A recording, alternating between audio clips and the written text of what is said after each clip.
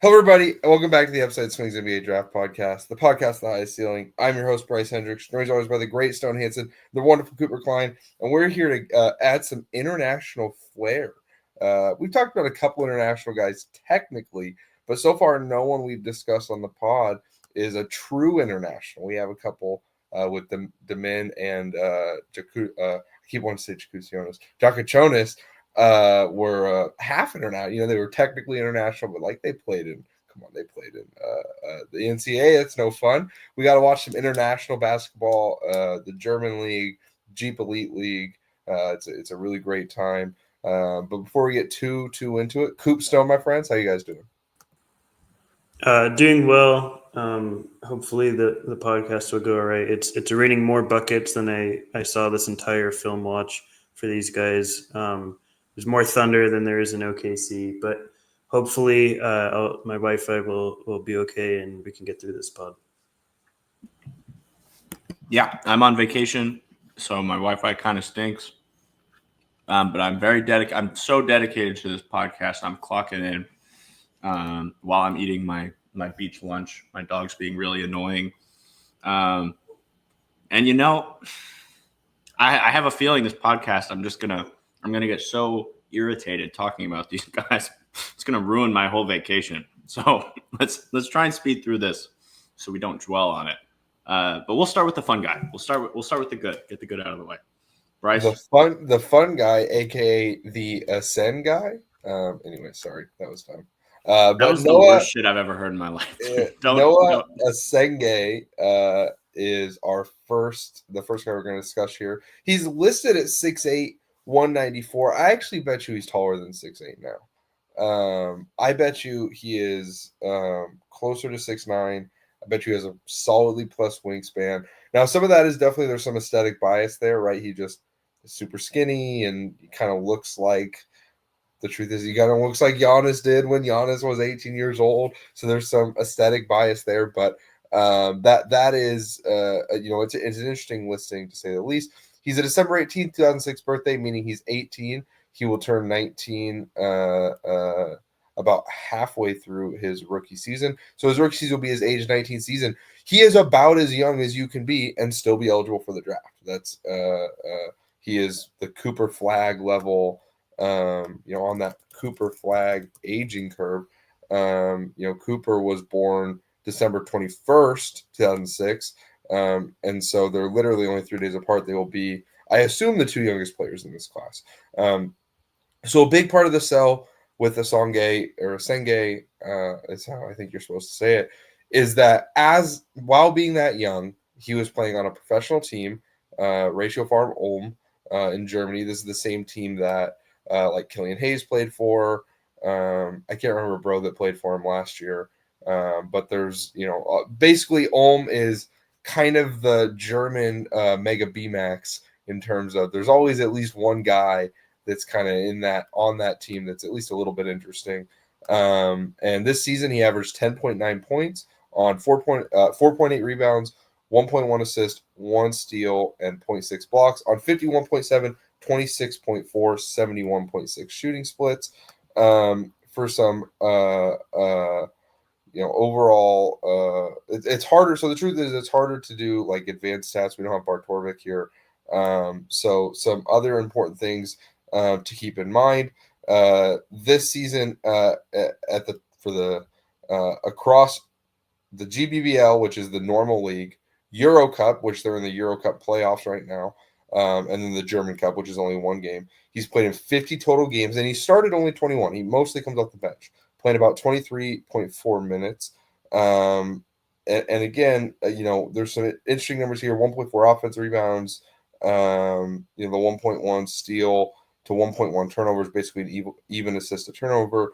Those stand out. Some more advanced stats: 62.4% true shooting, 7.6 offensive rebound rate, 19% defensive rebound rate, 13.3 total rebound rate, 7.9 assist rate to an 11 turnover rate. Not great, but at least he's not turning the ball over a crazy amount. 2.2 steal rate, 2.7 block rate. Those are really good numbers for Europe. Generally steal and block rates are a little bit pushed down compared to college in the European game. Now, the German league is a little bit different. It's a little bit more kind of up pace and up tempo. And Ulm, especially this year, played a really aggressive, in passing lane defensive style. But still, worth noting, those are solid numbers. Though the 2.7 block rate you wouldn't say is anything crazy. Though he did, it's worth noting he was basically never playing as like the 5 defensively, even if he was the 5 offensively. So that's worth noting. And then 125 offensive rating is a really good number. Some specific stats that are worth noting in those 50 games, he's dunked 70 times. He's shot. He's in the 84th percentile at the rim, shooting 68.7% there. Though only 53.3% effective field goal rate on layups. So that's worth noting. And that same 53.3% on runners and floaters, which is in the 89th percentile. That's a really good indicator, though it's small volume. But for his size, that's worth noting. But the jump shooting has been pretty bad. On catch and shoot shots, he's in the 24th percentile with a 40.2% effective field goal rate. And dribble jumpers, of which he's only taken 18, he's in the 8th percentile, shooting 22.2% effective field goal rate. So jump shots, not exactly his strong suit, but finishing fairly well at the rim, especially on dunks. Layups are kind of up and down. Has been, like I said, a productive defensive player. I think the place to start here is not necessarily with Essengue himself, and instead with trying to contextualize what he did at this age in this league. So, Coop, will you kind of walk us through, maybe a little bit of just kind of how the German league, when we just say, hey, this is pro basketball, and it is, but he's only 18 of his games have been Euro Cup, that's a little bit higher level, right? That's the top teams from across Europe. Tell us a little bit about how impressive you think his production at this age is. So defensively, I think his production is like really, really impressive. I mean, this is the kind of stuff, obviously Ulm's scheme is slightly more geared toward what he kind of wants to do anyways. But it does feel like a lot of that is because he's so good at it that you kind of have to incorporate that in some degree. Some of that is also, they have guys like Nate Hinton, who he is playing with and getting minutes with. But Stone, I do think that this is a better question for you because you are more of a European purist than I am. Yeah, in the context of the German league, like I think, I'm not going to go down through all the rankings, but it's probably in terms of international leagues, close to a top 5 league in the world, I would say, in terms of the competition level and the talent level within the league.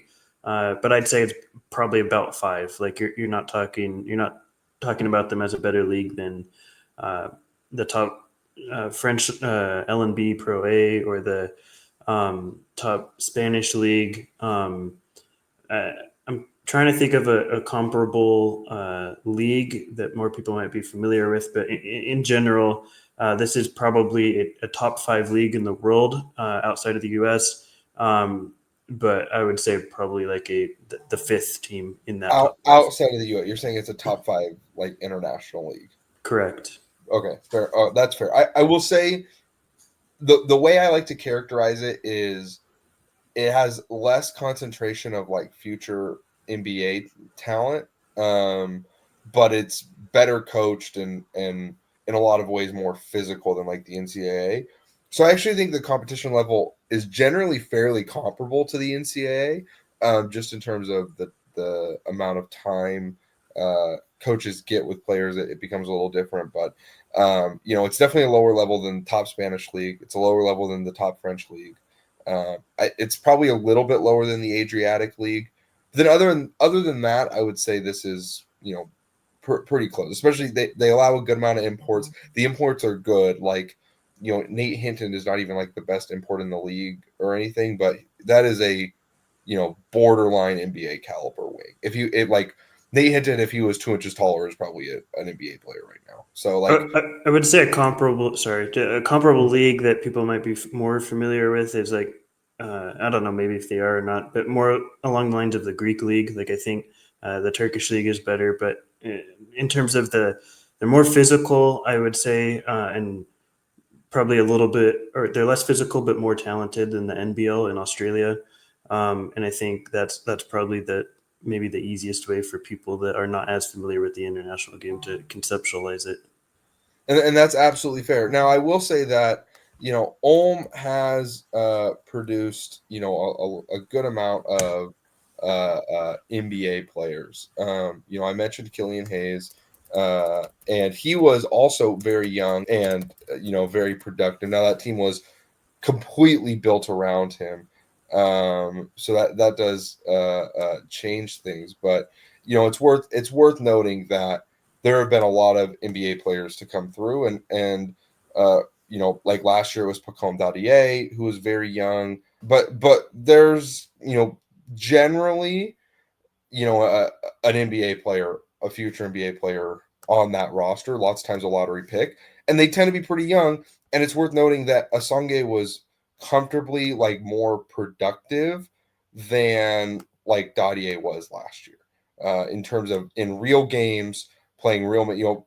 Pacom scored more points per game, but he was not as I would say generally like as important to actually playing winning basketball as Essengue was this year. And I liked Dadier a lot, but like in Euro Cup game, Dadier was only playing like 15 minutes a game compared to Essengue's, much comfortably much more.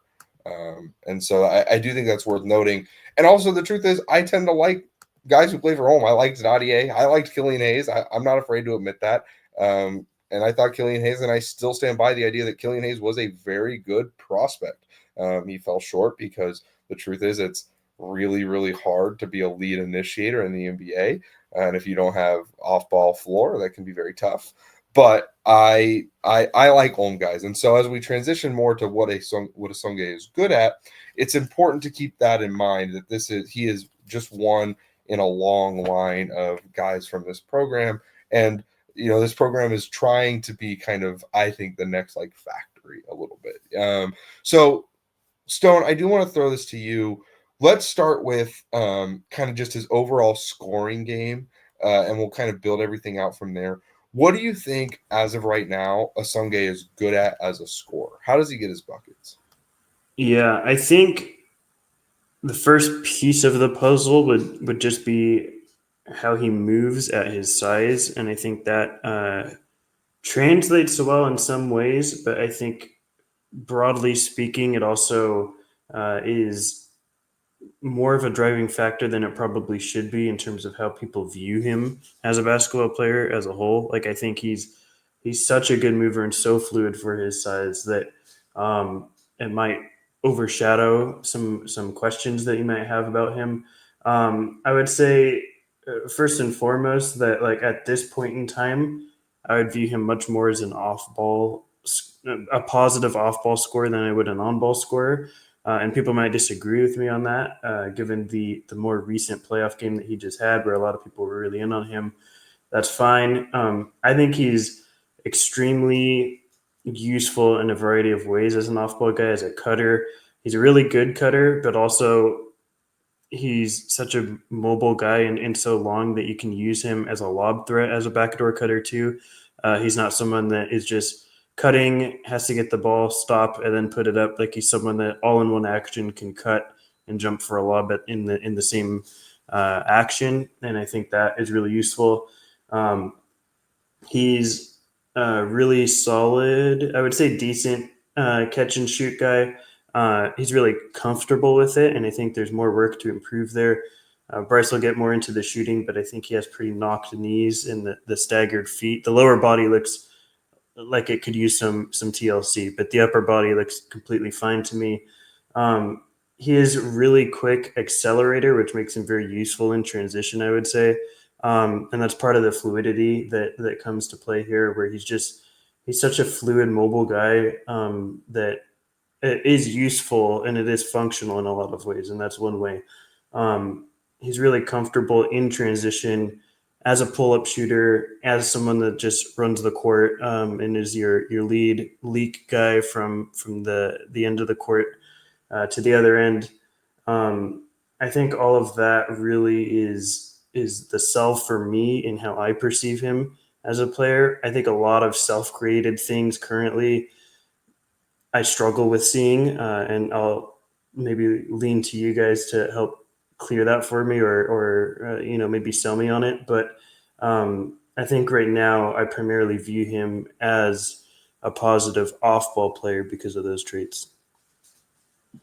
Yeah, there's obviously some flashes with the on-ball stuff, but I think like as a roller, as a cutter, as all these different kinds of things, I think that's where he's primarily adding value at the moment. The coolest thing for me is that free throw rate. I mean, just gets to the free throw line, 5-6 times a game, coming off the bench most of the time. Just shoots a ton of free throws for a guy who's not handling the ball a ton, gets to the line, gets downhill, creates contact. I think he handles it all right. He's just super lean and he gets bumped around and he still needs to pack on some muscle, but I think he's got the frame to do it. Pretty big shoulders.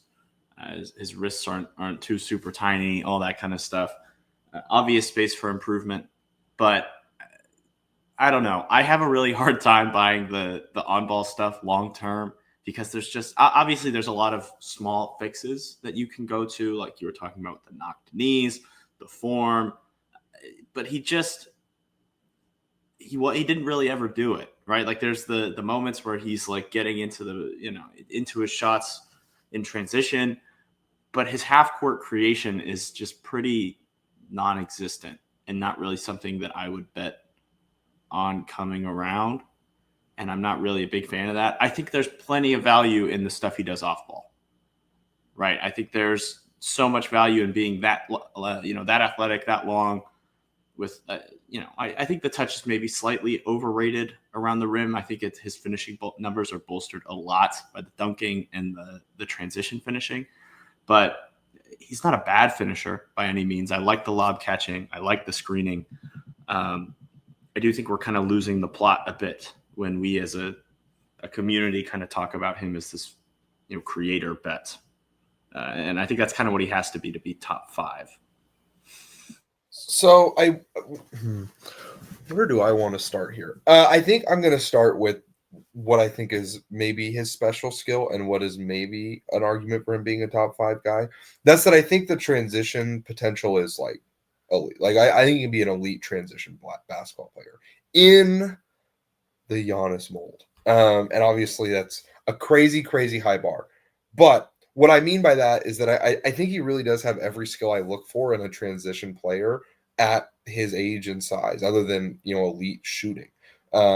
He can grab and go. He's a really good transition decision maker. I don't think he's an elite processor of the game overall, but I think in transition, he just makes really good decisions all the time. Like at a certain point, guys have skills that are, not all that sometimes mismatch, right? Sometimes you're not a great processor in every sense, but he is a good transition processor. Like he sees the floor really well in transition. He's very willing to get it out of his hands, but he also, when he's allowed to, can push the ball all the way to the rim and really create something. And I think there's untapped upside with that. He's really trying to get the ball to his guards this year in transition. I think there's going to be a lot more I'm just going to grab and go and push the pace all myself in the league.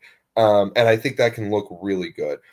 He has he's not a great change of direction athlete overall, but he has good, simple change of directions when he has a head of steam.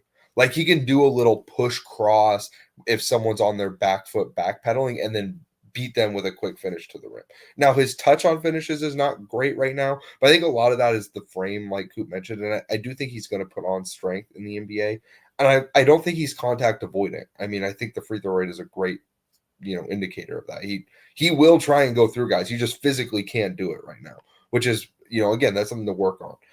I don't think he's a crazy vertical athlete, but he is just long as hell. Like, I bet you he has a +6, +7 wingspan, like legitimately that to that level. Obviously, he didn't measure at the combine because he's still playing in Germany right now. They're playing Euro Cup playoffs, and supposedly he's looked really good. I actually haven't watched that most recent game, but I think in transition he's potentially really, and he's also good when he doesn't have the ball. He runs the floor hard. He sees lanes well, and he's just a really good like if you throw the ball up, he's gonna get it, and he'll probably dunk. He'll get fouled. He can catch in tight spaces and make one hard move. So if you, let's say, he throws it ahead, someone closes out to the shooter, but there's still a guy back at the rim. If you throw it to him at the free throw line, he can catch full speed and then make one hard move and get to something at the rim. Like, all those little skills really point to like a lot of transition upside for me. And I think sometimes we don't talk enough about just how valuable being like a great transition player is. And his ability to do that is going to open up a lot for him. I do agree with Coop that in general that like he is not going to be a half court creator. I don't think that's in his game. I don't think that's what anyone should be trying to do with him. But what I do really like him doing in the half court is attacking off of specific actions. I thought he looked great when he attacked pin downs. There were multiple times where someone gets clipped by like the second screen on a stagger, or he makes the right read to curl, or he pops at the right angle, and then they're forced to close out at a weird position, and he just got by him. He had a couple dunks that they're kind of like, would you call them self-created? Would you call them, assisted? It's hard to say, but he would catch on the perimeter off of a pin down or a stagger, and he just like as soon as he saw there was daylight in front of him, he wouldn't even think. He would just put that ball down, he'd get downhill, and then he'd go dunk. And stuff like that is just, you don't see that a lot from guys this age, this who are this physically talented. Like, there is some real level of decision making as in terms of when to and when not to drive. And when he decides to drive, I think it's generally a good decision.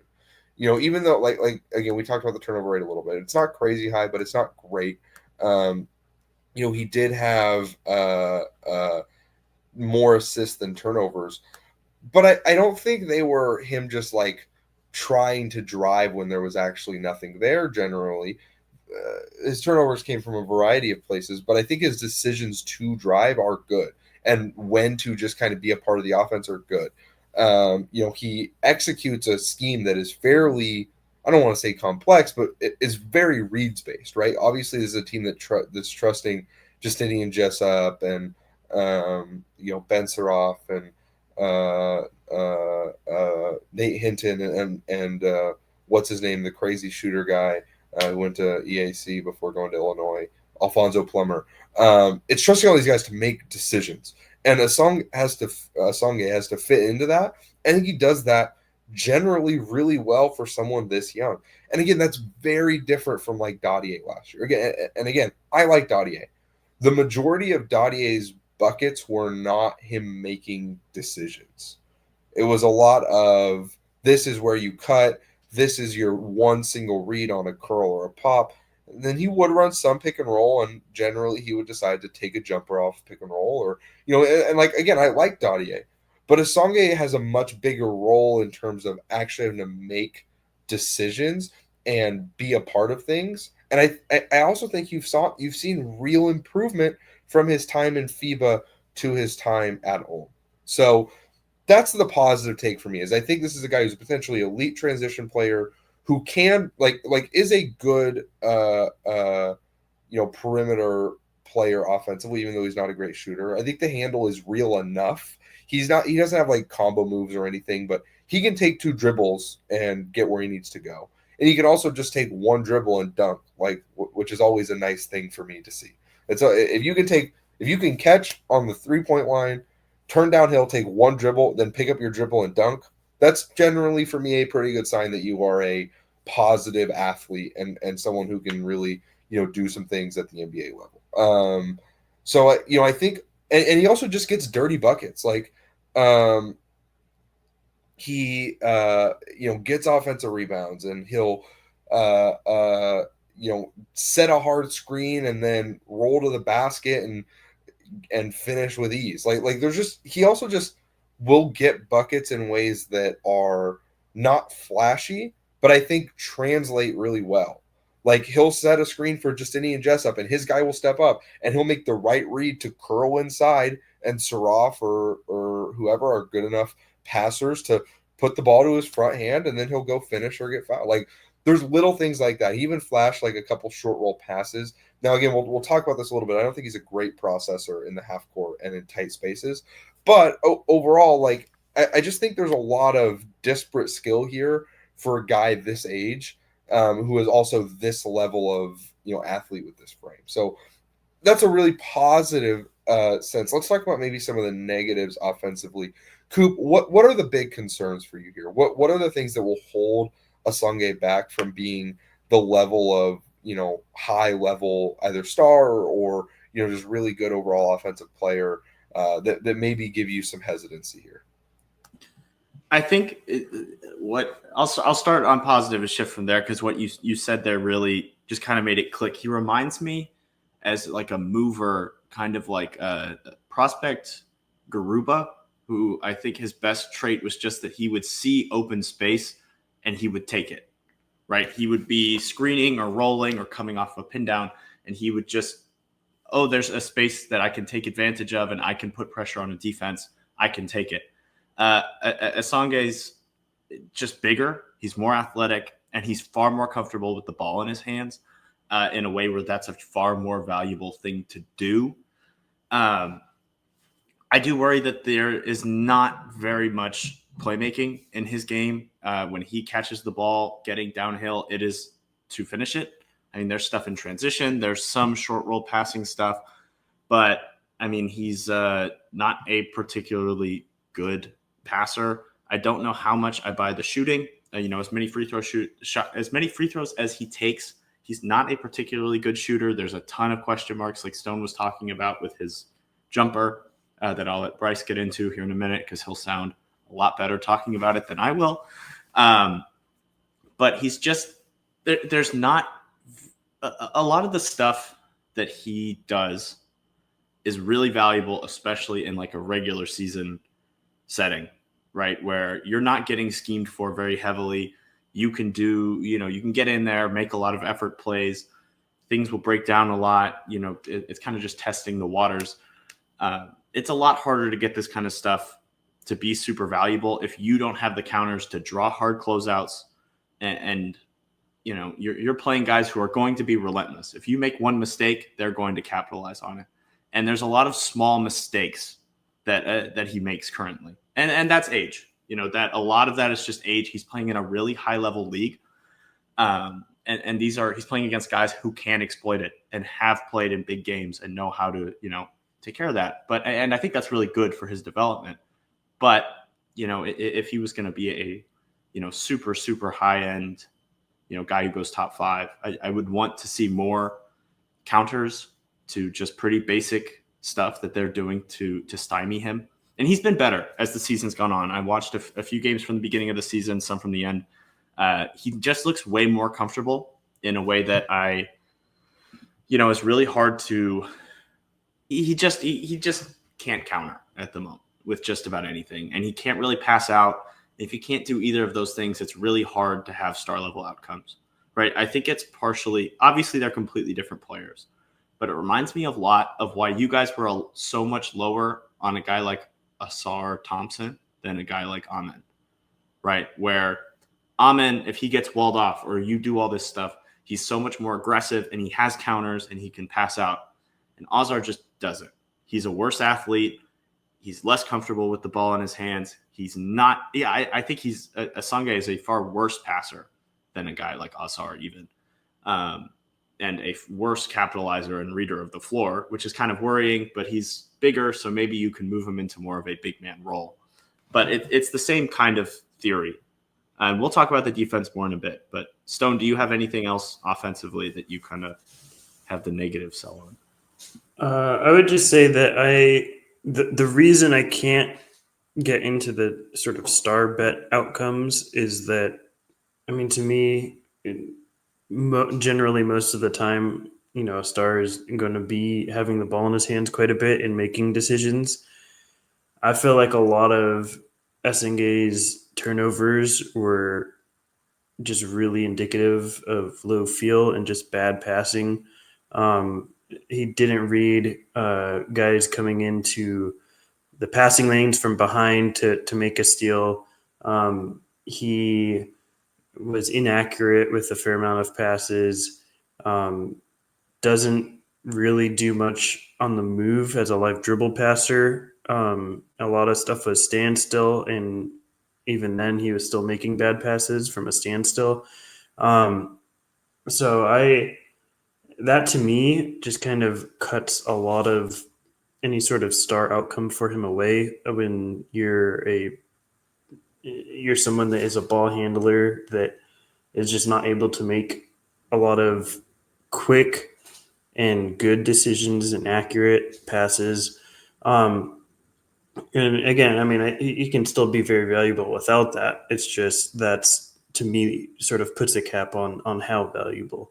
And so uh, I think that a lot of the passes, more so than most guys that we've talked about so far this year, were pretty indicative of just pretty low feel as a passer. Yeah, I think a big question with Asonge is the question that I think we often have with guys this young is how much can you develop feel, if at all, and not just for Asonge. It's different because it's not just I don't think he's like a low feel player overall. Like this isn't Malawak, Malawach, excuse me, who is just kind of just a low feel player overall. But he is not a high feel passer. That's for sure. He is not a high feel shooter. I think feel does matter for shooting in a way we don't often, discuss. And he is not a high feel shooter. Like he does not have very good feel for how to get his feet set, for how to angle towards the rim. I think there's the touch is not great. It's not good enough to overcome his other issues. But the biggest issue with his jump shot is it just never looks the same. He's always doing something different, something weird, instead of, if he's going to take the same shot in the same place 2 times in a row, it should look exactly the same. And it just doesn't always. Like he's just kind of always doing weird stuff. He's stepping into it weird. He's sometimes his hips sway, sometimes his off thumb flick, sometimes it doesn't. Like there's all this like weird stuff, and it's just I don't want to say it's indicative of low feel necessarily, because I do think there's really real feel there for cutting, for getting open, for filling lanes. I think there's some real feel defensively. I think the question with Asonge in some ways is going to be, can feel translate from one place to another, and how much of what sometimes looks like feel is just him being able to rotely do what he's been taught. Like there are times that his cuts look really good, and I think like, man, that's just like a high feel cut. And there are times where I kind of look at the same thing and I'm trying to figure, okay, well, like, is that like something he's been taught to do? Because his role is not like crazy large. Like he kind of gets to do every once in a while they'll let him bring the ball up, especially if he's being guarded by the other team's big. And every once in a while he'll get to do some like DHO operation, but it's nothing crazy. I mean, when you look at his play type breakdown, I mean, most of his buckets are spot up in transition, and it's not even close. And then cuts, and then offensive rebounds, pick and roll man. In terms of handoffs and isolations and pick and roll ball handler, it's all 10 or below. So for the most part, he's still playing, for Ulm as very much a ancillary guy, which is fine. Like I don't think Asonge needs to have the ball all the time to be a star in the NBA. I really don't. Like I think that my argument for Asonge is this is a guy who can be an all-star caliber player, even if the passing field never gets to a crazy high level, at least offensively. We're going to talk about the defense, but just in terms of, I think he can be so devastating in transition. I think he can get you those extra little buckets. But if he's not going to develop that passing feel, he would be very reliant on developing some type of shot, or really, adding strength to his frame and getting to a point where he is such a devastating downhill driver that it doesn't matter if you're going to sag way off of him. Because like, again, I think he's a good roll man, but he's not a crazy lob threat. I think the best part of what he does as a roller is that he just has a really good feel for the spacing of it. If they're hedging, he doesn't roll too far and get away. If they're in drop, he stays in the pocket and he gets to a point where he can, he is available for the pass. But he can't just like hard roll and you can't throw it at the top of the backboard and he's going to get it. Like he's not that type of high flyer. He's mostly a length dunker, and he needs pretty good organization to actually get up and dunk.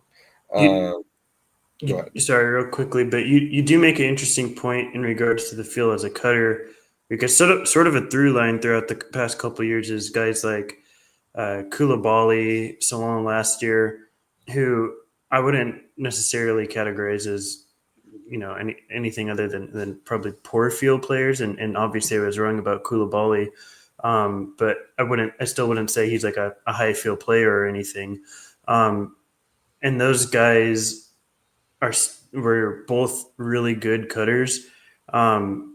Maybe and if someone is involved in youth basketball at the French level, I'd be interested to hear. But maybe that's something they really emphasize in France at the youth levels, where if you're project to be a forward or your forward side at the youth levels, cutting, off ball cutting is like really emphasized. Someone else will talk about later on with Penda, like really good cutter. Maybe it's just something that the French leagues teach at a young level that is not necessarily indicative of feel overall, but it's been emphasized a lot since they were younger. Yeah, and that's definitely fair.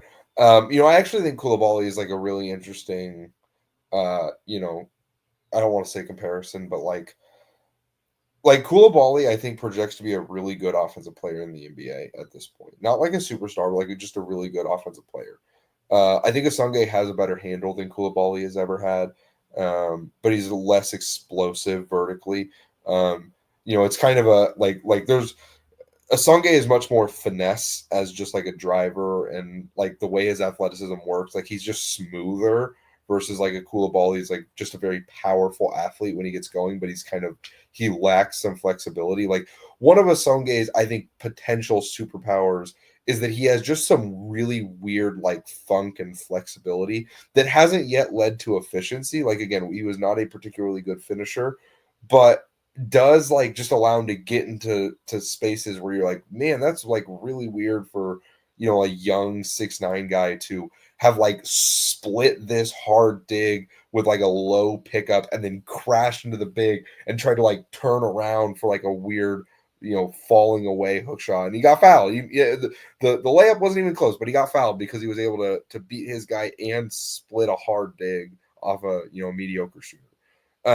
So that's where some of the interesting stuff comes in. As far as the shot, I know you guys said I was going to nerd out on it. Not really. Like I just think it needs to be basically completely fixed. Even though I like the upper body, he airballed like 50 times this year. Like at a certain point, he's just not the level of shooter he needs to be if he wants to be a true wing. And that's all. There's always a worry with trying to be a role player that it doesn't have a jump shot, because the truth is right now the most important thing for role players, you need to have a certain level of willingness and ability to play through contact, which is something he doesn't have yet, but not very many 18-year-olds do. Just the truth. You have to have a level of feel as a passer and playmaker, to at least in simple settings. Hey, you have to be able to make a simple read here and there. I mean, Max Strus won a playoff game for the Cavs with his pick and roll playmaking. Like at a certain point, like that stuff is important for role players in a way we don't always talk about. And you have to make some open shots. And if you don't do any of those things, you have to do one of those other things at a really high level to make up for it. And if you're not a star, those are really important. So I think that's kind of the toss up with Essengue as a player overall. I think that's probably enough on the offense. We'll circle back to this as we kind of talk about our ranking. But Coop, let's talk about the defense. What are your opinions on Essengue as a defensive player? This is another player who was made in a lab for me to just love defensively. We used to joke on here that if a guy was super skinny and wing sized, I'd love him, and if a guy was a little bigger and wing sized, Bryce would love him. And Essengue kind of fits that to a T. He's a chaos maker. They sort of let him just fly around and do whatever the hell he wants. He's good at rotating from any part of any part of the court. I think he's got pretty solid hands. I just worry that, the big problem is that obviously when you're doing these kinds of rotations, you're going to foul because you're getting involved in more plays. You're taking more risks, and Essengue fouled a lot, which is kind of, obviously this league is more physical. They're allowed to, play a little harder and make more contact, but still he's fouling a lot on the defensive end. I do worry that his hand-eye coordination is just not as good as a lot of the guys who are tasked with doing this. And I think a lot of it is just that he reads plays decently well, and his motor is just so overwhelming, and his arms are so long that they can get to spots where guys think that they're safe, right? It's not that he has like pinpoint hands that are knocking away every single ball, or he's like Kassan Wallace, where it doesn't matter where you have the ball at any time. Kassan's going to read you better than you're reading the floor, right? And he's beating you to your spots. It's more just that his length is so overwhelming, and that advantage can kind of dissipate at the NBA level because everyone's long. There's like 4 guys in the league who have short wingspans, So I do think that it's a really good base to build off of. He gets a lot of steals. He gets a lot of blocks that are mostly in rotation. He's a decent. I think he reads the floor well defensively, and I think that that's probably the most important thing for his defensive translation. And he really knows. He's really good at reading when his team is going to get a steal and getting out into transition. I think Bryce talked about how good of a transition player he is just in general, but that mainly starts on the defensive end.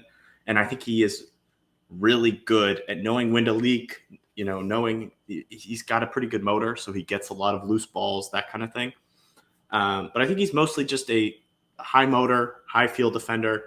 I don't think he has anything super, super special, right? The motor is good. I wouldn't say it's super, super special. The processing is good. I wouldn't say it's super, super special. So I do worry that, if you're going to be this kind of guy who's defense first or transition oriented, you have to have some other kind of, superpower to really add this kind of value. And I don't fully know if he has it because he's pretty overwhelming as an athlete, but it's just not. He's not super, super game changing at his size at 6'9". He alters the game. He can be a pest, but it's not, game altering levels of defense that you need from a guy who's so limited in so many other areas. And I don't think he's also like super good on ball. Guys get through his chest. Guys get around him. His feet aren't super, super great on the ball. It's just kind of worrying at times. There's like Bryce talked about with the offense, it's a lot of interesting, disparate stuff. And his impact was really good. And I think that's the biggest thing is like, even though he can struggle at certain things, he impacted the game at a young age in a really good league. And maybe that's enough. And maybe that's enough to develop and build from here. It's just there's also a lot of question marks. After my Yeah, I think in some ways, like if you ask me in another 4 years, I'll probably be a bit higher on him because the strength just really lacks right now for him. I thought he got bullied a lot as a rebounder, bullied a lot in the paint. He just gets moved around by bigs very easily, and I think he has the frame to change that, but it is going to take time. It's not going to be an immediate thing. The first year, or probably 3. So I think in that regard, he'll probably struggle. I do think the best way to utilize him is probably how they utilized him at Ulm a lot, which is that sort of chaos maker because he's very undisciplined, I would say, too, on the perimeter. He bites a lot on fakes. That's part of the fouls problem, but also it does somewhat worry me that this is just another aspect, it feels like, of somewhat low feel, where he's biting on pump fakes a lot, he's biting on jabs too much, and it's concerning that it's not just the passing, like it's now popping up in another area, that somewhat leaves me a little bit worried. um, I think also too uh, the hands are not great, and if you're in that sort of chaos role, and it's not like he's got bad hands or anything, but if you're in that sort of chaos making role, like the best players in that role are the ones that have elite hands, that can really disrupt a lot of things with reaction time and things like that. I don't see that from Essengue, and as mobile as he is, that really helps with him, where he can get to the other side of the court quickly. He can recover really well with his length and his mobility. That's something I really liked with his defense. But there's a lot of questions for me on both ends of the court, and there's a lot to like, but there's a lot of questions. Too much for me, and I'm not going to get into value yet. I'll let Bryce talk, but too much for me to have him as high as a lot of people do.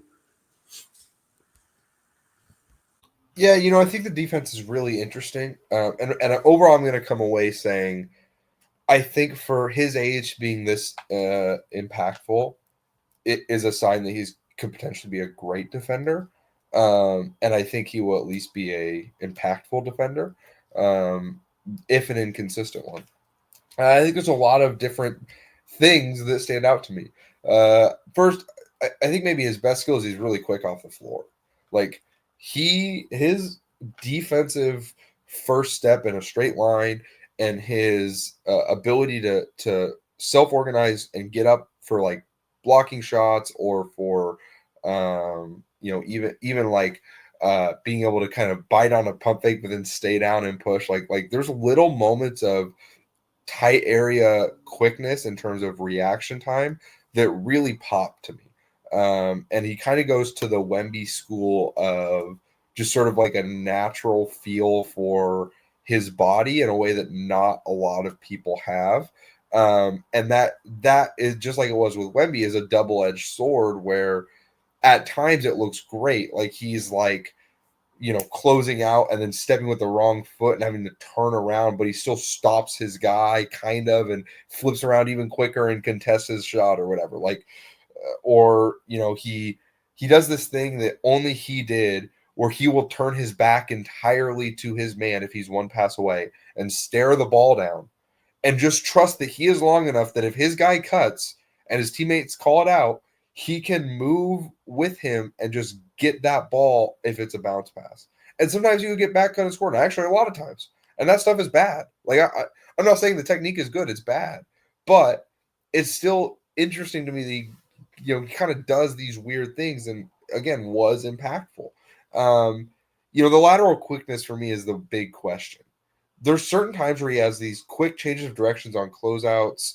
But every once in a while, like, he just looks like he's standing still. Like he'll get matched up with a guard on the perimeter and he'll like kind of half stand up on one hezzy and he just gets completely dusted in a way you like just took me completely off guard. He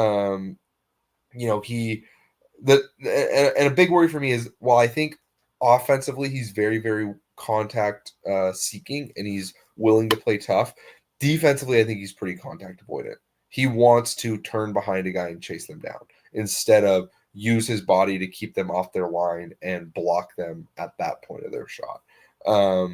There's real moments defensively, especially, again, there's times he looks like a devastating transition defender because he just covers ground so well and he can get off the ground so quick. Like there's chase down blocks. There's times where, one of his teammates slows down the ball, but he's at half court. So they think they're going to get a little pass to their, to the other guy running the floor, and Essengue will come out of nowhere to get a tip or a deflection on it.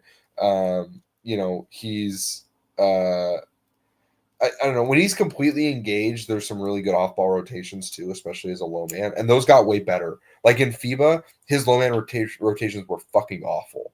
He was never on time.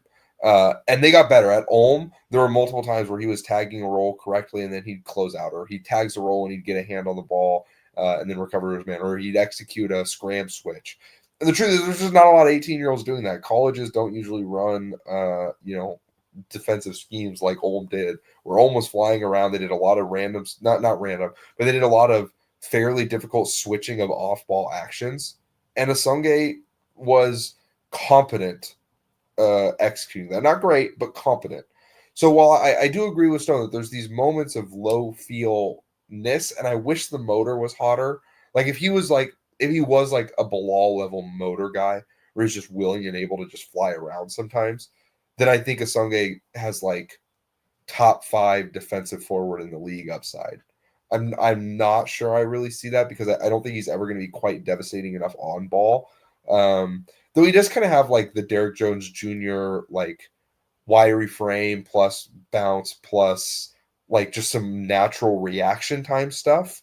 That if he can just be more disciplined, I think that the reaction time being as good as it is and the quick twitch movements being as good as they can be is really, really interesting. Like there are times where he flashes really quick hands, where he can, even though I don't love his style of defense on the ball, like where he can flip his hips really quick and then take a step to get back in front and still contest if someone tries to stop and do like a snatch back or whatever.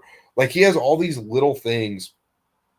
And there's some real recovery defense. Like, I don't know. He's a tough guy for me because generally I like guys who are more disciplined and technically sound. But I think the physical tools plus, again, that reaction time and general just kind of obvious physical feel at his youth playing at this level really point to a lot of upside there. And I think as we transition to overall, value, that's what it is with Noa Essengue. He's an upside guy. He's an upside swing in the truest sense, where I think there's a guy who could absolutely be a star on either end. Maybe not a traditional, high volume playmaking star, but I think he will be a very good transition player. I think he will be at least a type of guy who can get you some buckets on backup units as a cutter and as a roll guy. Now he's undersized. That's the biggest issue is if the shot doesn't come around and he's not a star, is a team gonna want to play a 4 that isn't a great shooter or a great passer? It depends, but we've seen Trendon Watford stick in the league for a couple years now. I mean, I think Essengue can at least be that level of guy. So I'm not as worried about like floor outcomes with him as I am with some other guys. And I just think that the upside is too real for me to ignore. Like, even though, again, it's not going to be that traditional star pathway, I think there's worlds where he is an all-star caliber impact guy on either end. Lots of times we talk about guys who can do it on one end or the other, but for him to be that potential level of guy on both ends is really, really interesting to me. And I think because of that, I'm really struggling if I want to put him in the tier with Trey Johnson, Derek Queen, and Dylan Harper, or that next tier below with Rasheer Fleming, VJ Edgecombe, and Ace Bailey. That's what's really tough for me, because I do think that there is some real upside here in a way I didn't think I would feel coming in. To be honest, like I just didn't think I was going to feel that way about Essengue.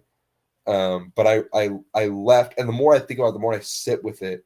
It gets even not watching right now. Just the more I sit with it, the more I talk about it, the more I feel like I should be really high on this guy, and I should take the swing that there is some star pathways here, even if again it's not really my type of bet, but I still just think there's too much to like here.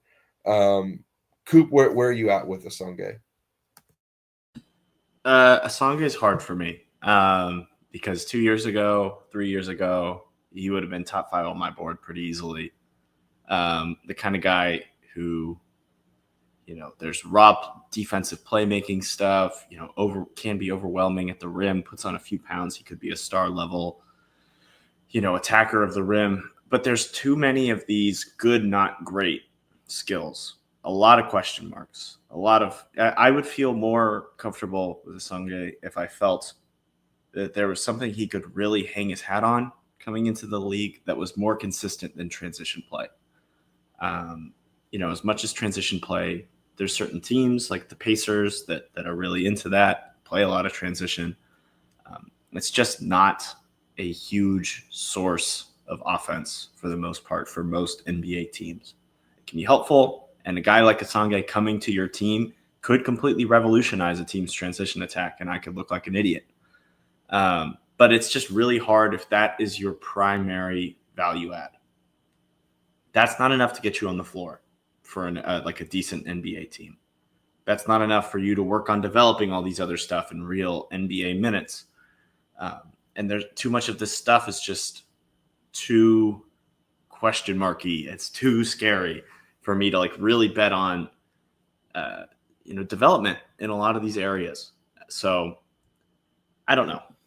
I really am having a really hard time. So I'll probably end up with him in I really want to put him in my late lotto tier, below guys like Yakachonis, Rasheer Fleming, VJ Edgecombe, just slightly below that range. But in most classes, would I take him in the lottery? I was too low on Bilal, but he's still not someone who I'm like super in love with as an NBA player now, because I still have my questions. And, would I, even in a redraft, have Bilal in my lottery? Probably just outside it at the very least. Maybe he's top 14 numerically, but would he be in that tier? I'm not sure. So I don't know. Maybe I'll just say fuck it and throw him in the late lottery for old time's sake here and to stop rambling so we can actually get on with the episode. But he's really complicated and he's really tough because he's also, even at his worst, a bet at a super valuable player type and the type of guy that a lot of teams could use at the 4. A super athletic, lanky, forward who can create some events and just do stuff on the floor for you. So maybe that's enough to make him a lottery level player. Stone, where are you at? Yeah, I can't get there with the star outcomes with Essengue, and I've tried. I wanted to be there at the end of this episode. I think the lack of feel as a guy with the ball in his hands and as just the lack of overall polish as someone with the ball in his hands, who's not yet shown a lot of dynamicism as an on-ball player,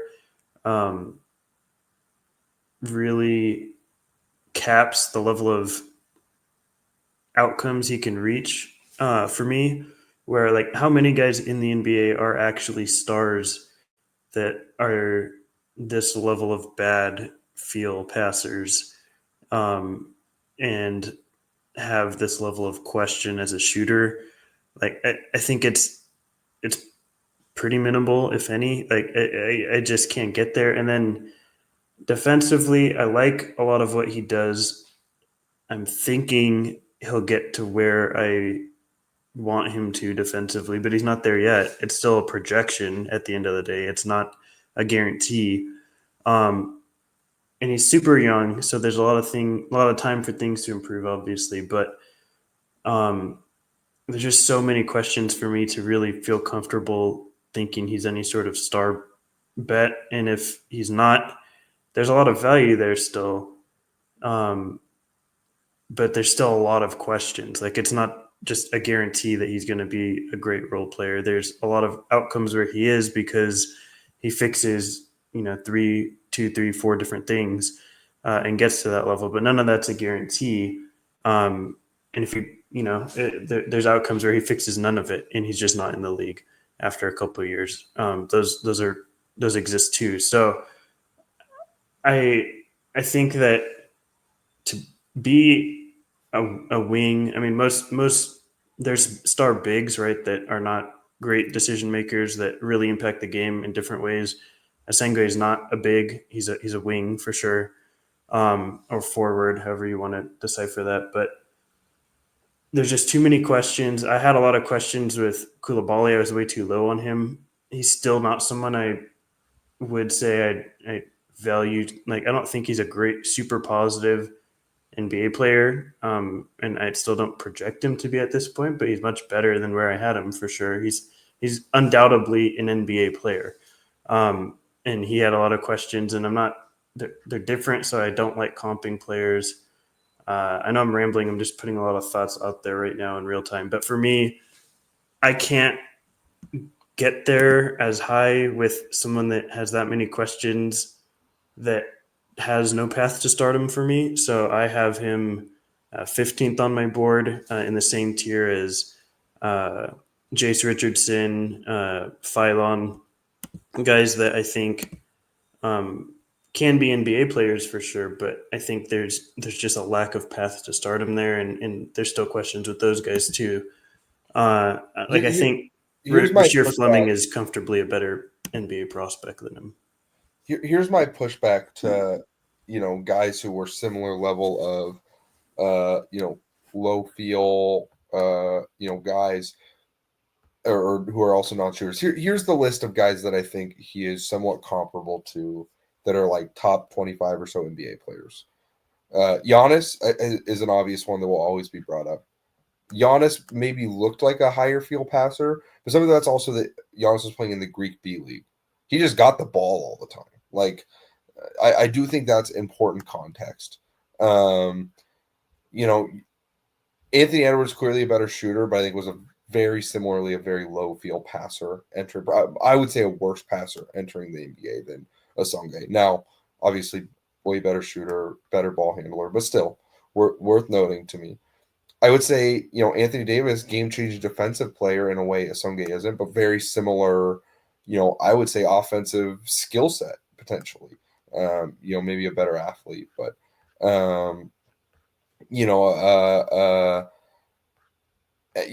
the league was, Paolo Banchero a meaningfully better passer, probably, but probably a worse defensive player, worse transition player, certainly. I think that matters. Now, maybe that's, Bam Adebayo has become a very good passer. Was he a way higher field passer entering the league? And again, this is not to say you're wrong. I think you're completely right. Pascal Siakam, maybe you would count as a top 50 or so. Zion Williamson, top 50 or so. I would say very similar, passing, shooting, type guy. Again, these guys are better. Aaron Gordon, similar, better players that have become better passers and all had different strengths. Obviously, Zion was a superlative athlete in a way Essengue isn't, and obviously Giannis had some of the most outlier development we've ever seen. I'm not trying to say that Essengue can be that guy, and I understand your hesitancy on putting him crazy high because of that, and I, in some senses, I agree with you. I am not, like crazy high in Essengue. There's some very smart people who have him higher than I am comfortable having him. But I do think that there is a path to stardom for guys who are fairly limited. And I also think the truth is he has shown more feel in areas away from passing that I think there's at least there's something to be said for a bet on passing improvements in a way that is often hard with other kinds of guys. But anyways, that's our soapbox on Essengue.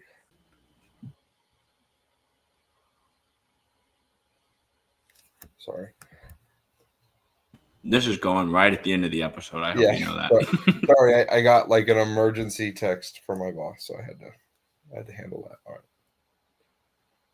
right. You don't have the same hatred for this league that I do secretly deep down in my heart. So why don't you take it away? Or really, I'm cutting this out. I sound like a fucking idiot because I can't remember the word. But